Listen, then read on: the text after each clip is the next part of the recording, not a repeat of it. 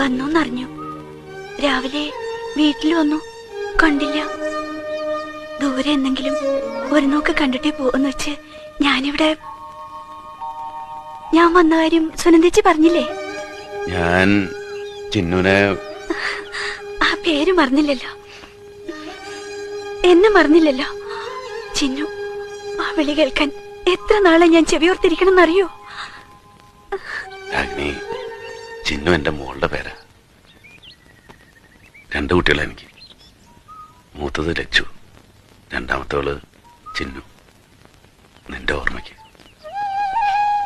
കളിപ്പേരോർത്തു എന്നെ മറന്നു പോയപ്പോ കാത്തിരിക്കണമെന്ന് പറഞ്ഞിട്ട് എന്നെ മറന്നു പോയല്ലേ?